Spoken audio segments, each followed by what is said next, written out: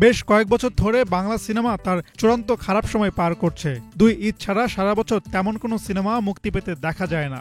অন্যদিকে সিনেমা হলের সংখ্যা কমতে কমতে তলানিতে এসে ঠেকেছে। অনেক বছর ধরে নতুন কোনো নায়িকার মুখও দেখতে পাচ্ছে না বাংলা সিনেমা ইন্ডাস্ট্রি।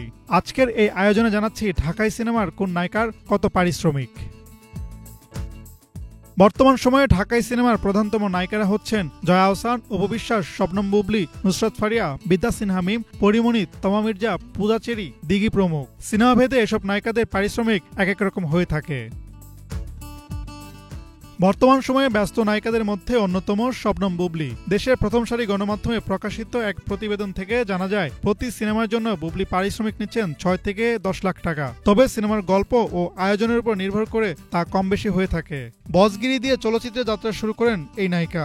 তার প্রথম সিনেমাতে নায়ক হিসেবে পান সুপারস্টার শাকিব খানকে। নায়িকা হওয়ার আগে বুবলী জাহাজের কেবিন ক্রু ও সংবাদ পাঠিকা হিসেবে কাজ করেছেন।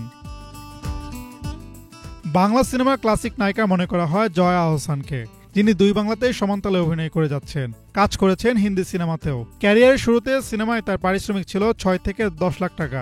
জনপ্রিয়তা বাড়ার কারণে বর্তমানে জয়া আহসান দেশের সিনেমায় 15 থেকে 20 লাখ টাকা পারিশ্রমিক নেন। তবে কলকাতা ও হিন্দি সিনেমায় কত পারিশ্রমিক নেন তা জানা যায়নি।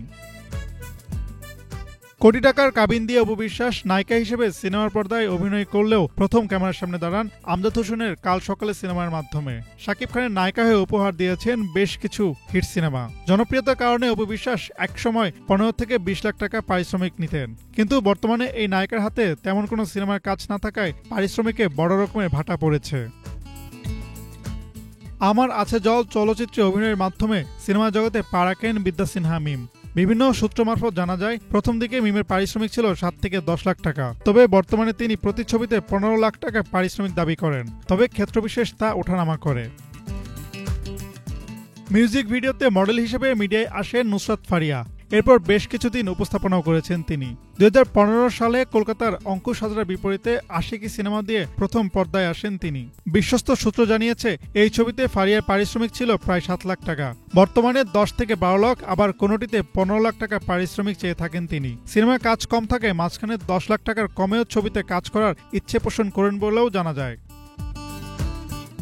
নাটকের মাধ্যমে অভিনয় জীবন শুরু করেন ঢাকাই সিনেমার আলোচিত নায়িকা পরীমণি, যেখানে পারিশ্রমিক পেয়েছিলেন 26,000 টাকা। অন্যদিকে প্রথম সিনেমার জন্য সম্মানী পেয়েছেন 3 লাখ টাকা। তিনি বর্তমানে প্রতি সিনেমায় 22 লাখ টাকা পারিশ্রমিক নিচ্ছেন।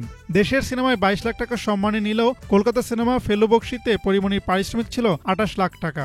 পারিশ্রমিকের দিক থেকে পরীমণি ঢাকাই সিনেমার সবথেকে দামি নায়িকা।